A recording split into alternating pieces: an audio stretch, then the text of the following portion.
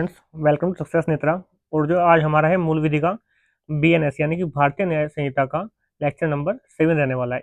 इसमें हम बात करेंगे धारा 9 से धारा 19 तक, मतलब धारा 9 से धारा 19 तक के बारे में बात करेंगे। तो अगर हम बात करते हैं धारा 9 यानी कि जो बीएनएस का सेक्शन 9 है, उसमें ये प्रावधान किया गया है किसी भी आदमी को एक काम के लिए अगर उसने कोई एक बार अपराध किया है तो उसके लिए एक बार ही सजा दी जाएगी। अगर किसी आदमी ने एक अपराध किया है और उस अपराध की उसको सजा मिल चुकी है, वो उसको सजा को भुगत चुका है, तो उस अपराध के लिए उसको दोबारा सजा नहीं दी जाएगी। और अगर कोई एक बड़ा अपराध है, वो अपराध कई छोटे छोटे अपराधों से मिलकर हुआ है, तो ये ना हो कि उसको हर एक छोटे अपराध के लिए सजा दी जाए, ऐसा नहीं होगा। उसको जो बड़ा अपराध है उसके लिए एक बार ही सजा दी जाएगी। यानी कि सिंपल सी बात यह है कि अगर किसी आदमी ने एक बार अपराध किया है तो उस अपराध के लिए उसको एक बार ही सजा दी जाएगी।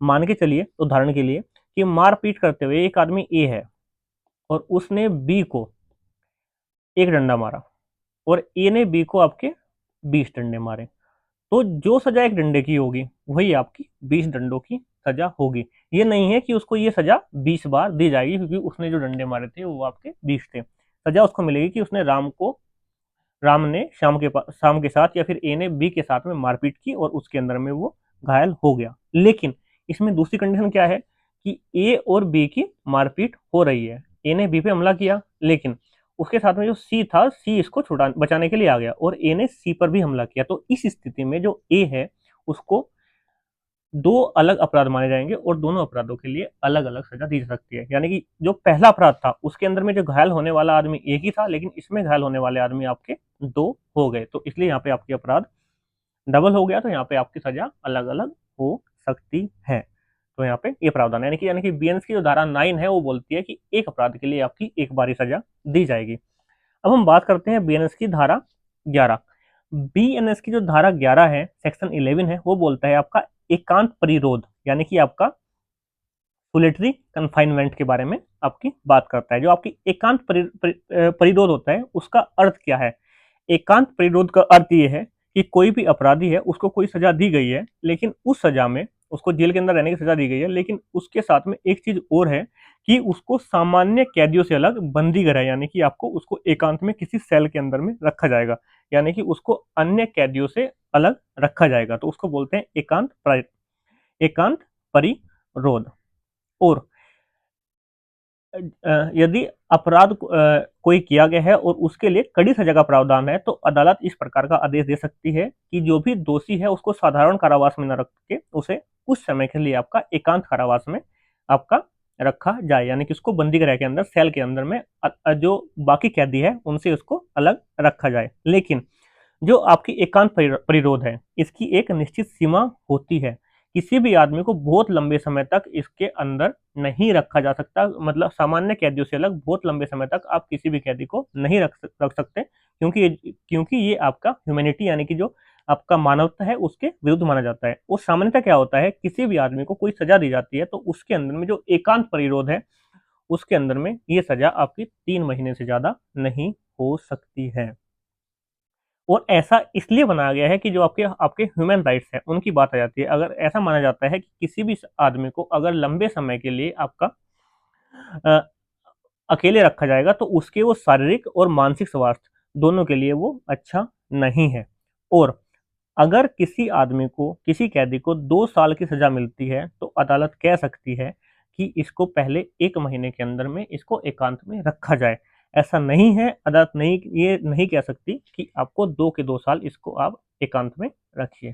तो आपकी जो भारतीय न्याय संहिता की धारा 11 है वो आपकी इस बारे में बात करती है। अगर हम बात करते हैं धारा 13 के बारे में, जो बीएनएस की सेक्शन 13 है, वो आपका बताता है आपका रिपीटेड ऑफेंड, यानी कि आपके पुनरावर्ती अपराध, उसके बारे में ये बात करता है।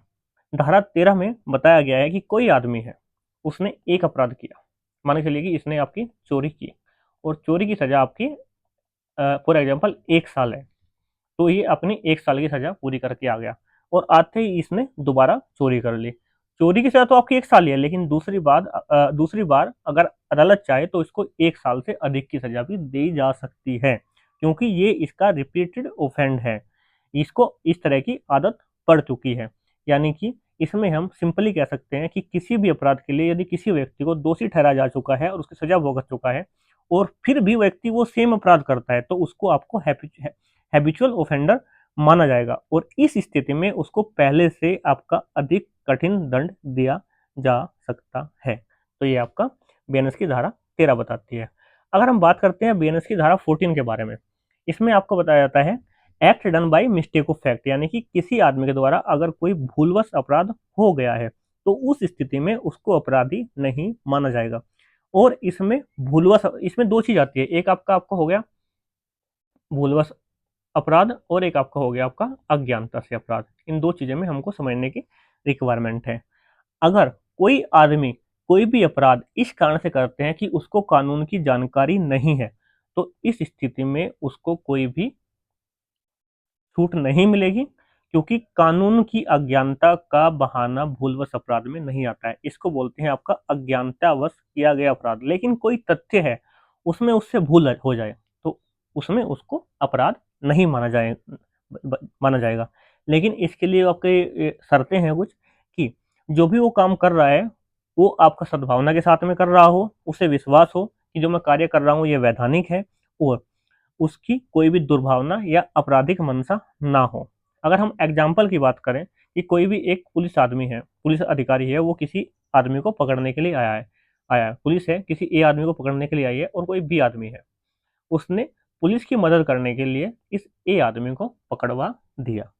तो उस आदमी ने एक अच्छी मंशा के साथ में काम किया है, लेकिन बाद में पता लगता है कि जो पुलिस वाले हैं तो नकली थे और इस आदमी का इन्होंने अपहरण कर लिया है। तो इस स्थिति में जो आपका बी है उसको सजा नहीं दी जा सकती, क्योंकि उसने सोचा है कि उसने एक मतलब कानून की मदद की है। और दूसरी बात क्या है कि कोई भी आदमी है उसने वो शराब की दुकान चलाता है अवैध तरीके से, और जब उसको पकड़ा जाता है और वो बोल देता है कि मुझे तो इस चीज की जानकारी नहीं है कि ये कानून में अपराध है, तो ये आपका हो गया आपका अज्ञानतावश अपराध। लेकिन इस स्थिति में उसको छूट नहीं मिलेगी क्योंकि उसने यहाँ पे अपराध किया है। नेक्स्ट हम बात करते हैं बीएनएस की धारा 15 के बारे में। जो बीएनएस की धारा 15 है, सेक्शन 15 है, ये आपको जो जज है उसको इम्यूनिटी देता है कि वो कोई भी निर्णय देता है तो उस स्थिति में उसका कार्य अपराध नहीं माना जाएगा। मान के चलिए कि कोई भी जज है, ठीक है, उस जज ने किसी आदमी को मृत्युदंड दे दिया, तो इस स्थिति में आपको जज को अपराधी नहीं माना जाएगा, क्योंकि उसने एक कानून के द्वारा जो उसे प्रदान की गई शक्ति है उनका इस्तेमाल किया है और सद्भावनापूर्ण तरीके से कि अपना कानून का शासन स्थापित किया जा सके, इस मंशा से कार्य किया है। लेकिन इस वजह से इसको अपराध नहीं माना जाएगा। मतलब आपकी जो धारा 15 है, सेक्शन 15 है, ये बोलता है कि जज अगर कोई भी निर्णय देता है उस वजह से कोई आदमी जेल में जाता है, उसको मृत्युदंड दिया जाता है, तो उस स्थिति में आपका जज दोषी नहीं होगा। सेम आपका सेक्शन 16 है। सेक्शन 16 के अंदर में जो आपके जल्लाद होते हैं उनको इम्यूनिटी है कि मान के चलिए कि कोई जल्लाद है, उसने किसी इंसान को फांसी दे दी, अगर कोई एक आम आदमी है वो किसी को फांसी दे दे, यानी कि उसको आपका सजा मिलेगी। लेकिन एक जल्लाद है वही काम कर रहा है तो उस केस में उसको इम्यूनिटी है, क्योंकि वो जो आपका अदालत है उसके आदेश का पालन कर रहा है। नेक्स्ट हम बात करते हैं बीएनएस की सेक्शन 17, यानी कि धारा 17 की जब हम बात करते हैं तो इसमें बताया गया है कि act done by a person justified by mistake of act, यानी कि भ्रांत धारणा के साथ में किया गया कार्य, उसको कोई भ्रांति हो गई, उसको लग रहा है कि कानून तो वो सही है लेकिन उसको इस चीज की भ्रांति है, तो इसको अपराध नहीं माना जाएगा। लेकिन अगर उसको कानून को लेकर भ्रम है तो देन उसको माफी नहीं मिलेगा। सच्चाई को लेकर भ्रम है, उसको कोई फैक्ट है उसमें उसको कंफ्यूजन है और वो कोई अपराध कर देता है, देन उसमें उसको अपराधी नहीं माना जाएगा। लेकिन उसको कानून को लेकर कोई भ्रम है, उसको रूल्स का नहीं पता है, रूल्स में कंफ्यूज है वो, तो उस केस में उसको आपकी माफी नहीं मिलेगा। सेम ये आपका इसी तरह से है जैसे हमने आपका बताया था धारा आपका 14, धारा 14 की तरह ही आपका धारा 17 भी है। इसमें अगर हम उदाहरण से बात करें कि आपका खेत के अंदर में, किसी इंसान के खेत के अंदर में कोई जानवर घुस गया है और उसने उसको पकड़ के बांध लिया है और उसने सोचा कि ये तो मेरा ही जानवर है या किसी और का जानवर है, उसने उसको बांध लिया और बाद में पता लगता है कि ये तो पड़ोसी का जानवर है, तो ये उसका अपराध नहीं है। और सेकंड वही चीज हो गई सेम कि किसी आदमी ने शराब का ठेका खोल दिया, शराब की दुकान खोल दी और वो बाद में बोलता है कि मुझे पता नहीं था गैर कानूनी है, तो इस केस में आपको उसको अपराध माना जाएगा, लेकिन पहले वाले को अपराध नहीं माना जाएगा। अब हम बात करते हैं धारा 18, यानी कि आपकी बीएनएस की जो सेक्शन 18 है, उसमें आपको बताया गया है कि विधिपूर्ण कार्य करते हुए यदि कोई दुर्घटना हो जाती है तो उसमें किसी भी व्यक्ति को अपराधी नहीं माना जाएगा। लेकिन इसके अंदर में कुछ मुख्य बिंदु है कि एक तो जो काम है वो आपका कानून के अनुसार किया जाना चाहिए, सावधानी और देखभाल के साथ में वो काम किया जाना चाहिए, और जो भी वो घटना है वो आपकी जानबूझकर न की गई हो, वो आपकी एक अप्रत्याशित हो, तो इस स्थिति में आदमी को अपराधी नहीं माना जाएगा। जैसे हम एग्जाम्पल समझते हैं, किसी आदमी के पास में गाड़ी है, उसके पास में प्रॉपर सारे डॉक्यूमेंट्स हैं, और वो जो भी ट्रैफिक रूल्स है उनको फॉलो करते हुए गाड़ी चला रहा है स्पीड लिमिट के अंदर में, और सामने से कोई बच्चा दौड़कर सामने आ जाता है और दुर्घटना हो जाती है, तो उसको बीएनएस की धारा 18 के अंदर, सेक्शन 18 के अंदर में उसको अपराधी नहीं माना जाएगा, क्योंकि ये दुर्घटना है और ये उसका एक एक्सीडेंट की कैटेगरी में उसको रखा जाएगा। आपका जो बीएनएस 19 है, यानी कि भारतीय न्याय संहिता की जो धारा 19 है, उसके अंदर में बताया गया है कि बड़ी हानि से बचने के लिए अगर कोई छोटी हानि कर दी जाती है तो उस केस में उसको अपराध नहीं माना जाएगा। और इसका मेन उद्देश्य क्या है कि आपको अगर कहीं भी हानि हो रही है, तो सबसे पहले जो आपकी मानव जीवन है उसकी सुरक्षा को प्राथमिकता देनी है, फिर उसके बाद में आपको संपत्ति को प्राथमिकता देनी है। इसको हम ऐसे समझते हैं कि कुछ लोग हैं जो आग के अंदर में फंसे हुए हैं, और एक आदमी जाता है, उसने दरवाजा तोड़ा, और दरवाजा तोड़ के उसने उस आदमी को बचा लिया। तो इस केस में क्या हुआ कि उसने आदमी को बचाने के लिए जो दरवाजा है उसको तोड़ दिया है। तो दरवाजा तोड़ना तो एक तरह से ऑफेंस है, लेकिन इस कैटेगरी में इसको ऑफेंस नहीं माना जाएगा कि उसने बड़ी घटना कोई घटित ना हो उसको बचने के लिए एक अपनी छोटी हानि उसने कर दिया है। दूसरा एग्जाम्पल अगर हम बात करते हैं, कोई बच्चा नदी के अंदर में डूब रहा है, तो उसने किसी के खेत से नाव चुराई और उसने उस बच्चे को बचा लिया, तो इस केस में उसकी जो नाव है, नाव चोरी का उस पर अपराध नहीं माना जाएगा। तो ये कुछ चीजें थी। तो आज के लेक्चर में इतना ही, मिलते हैं नेक्स्ट वीडियो में बहुत जल्द, and if you like the video then keep supporting.